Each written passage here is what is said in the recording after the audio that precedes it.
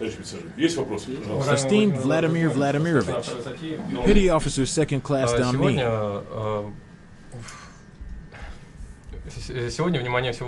Today, the attention of the entire world is focused on the negotiations between Russia and the United States.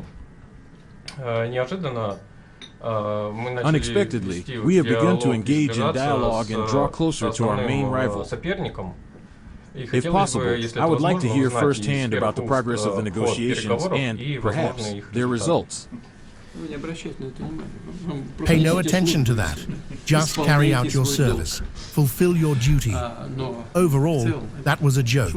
I understand that everyone in the world and in our country, all people, are watching this closely.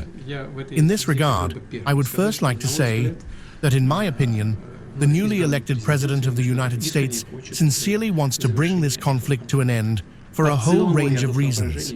I won't even list them all now, as there are many. But in my view, this is a genuine desire.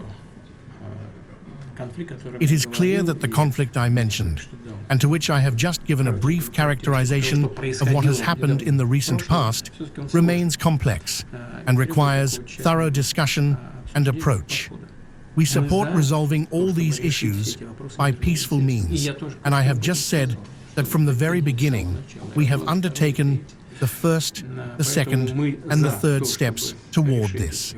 Therefore, we support resolving these issues by peaceful means, but with the elimination of the root causes that led to the current situation. We must, without a doubt, ensure Russia's security for the long historical perspective. Any step aimed at achieving this goal will be welcomed by us, and we will work with any partners who strive for this. This is not only the United States, it is also the People's Republic of China, India, Brazil, South Africa, all BRICS countries, and many others, for example, including the Democratic People's Republic of Korea, with which we have signed a treaty. There is Article 4, where much is said about how and what we must do, how we must support each other. Work with this country is also ongoing in the military, technical, and military spheres. By the way, we are also ready to work with Europe, but they behave inconsistently, constantly trying to lead us by the nose. But that's okay. We are already used to it.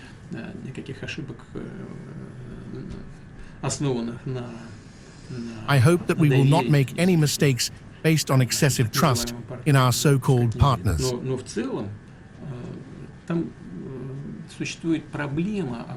But overall, there is a problem that is being talked about, though only in passing, and I myself also mention it.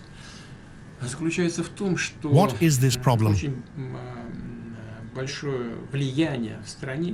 The problem is that a very significant influence in the country, in Ukraine, has been held since the very beginning after the collapse of the Soviet Union by the so-called Natsiki, as they are called in Ukraine itself, nationalists, people with neo-Nazi views.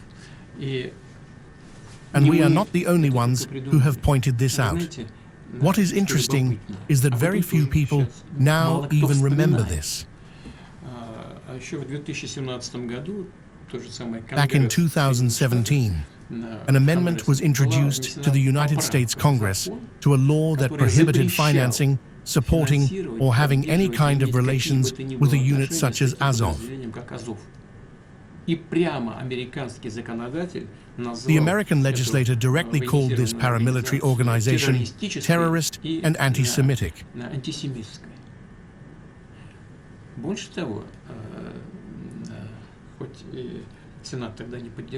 Moreover, although the Senate did not support it at the time, a year or two later, as I recall, the initiators of this law, including the longest-serving member of the US Congress, ultimately supported it, and it was passed by Congress. The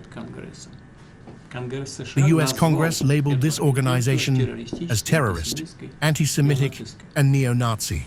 But since then, nothing has changed. They remain the same as they were. Has anything fundamentally changed there? No, so what happened?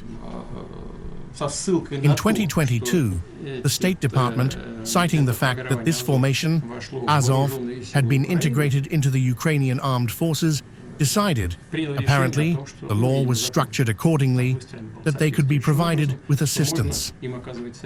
But the fact that it was integrated into the Ukrainian armed forces did not change anything in essence. Their views, their actions all remained as they were in the beginning.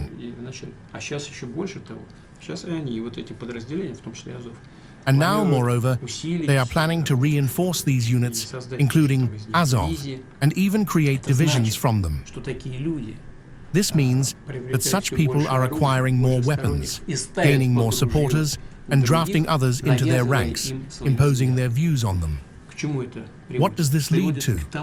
It leads to the fact that civilian government bodies, in reality, are not legitimate today under the Ukrainian constitution.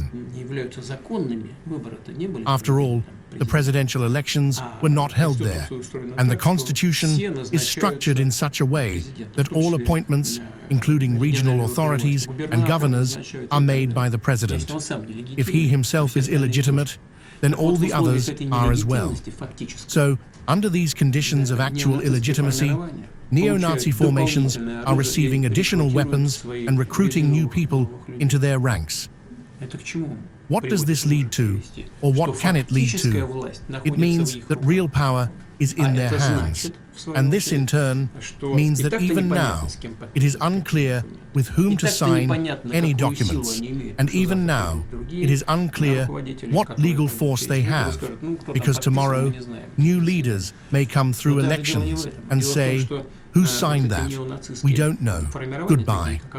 The point is not even that, but that these neo-Nazi formations, such as Azov, and there are others, are in fact beginning to run the country. And the question arises, what to do, how to negotiate with them. In such cases, international practice follows a well-known path, within the framework of the United Nations peacekeeping activities, where what is called external governance or a temporary administration has been implemented several times.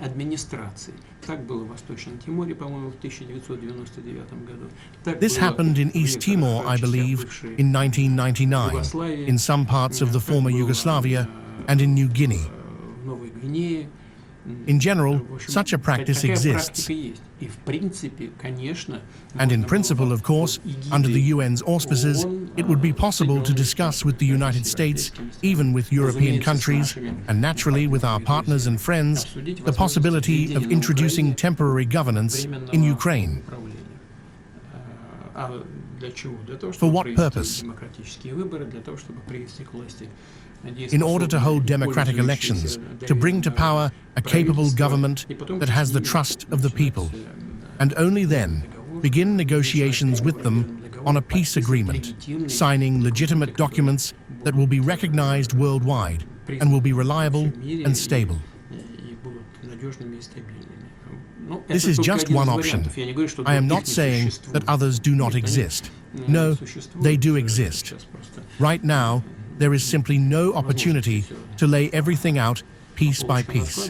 And perhaps it is even impossible to do so because the situation is changing rapidly. But this is one possible option, and such a practice exists within the work of the United Nations.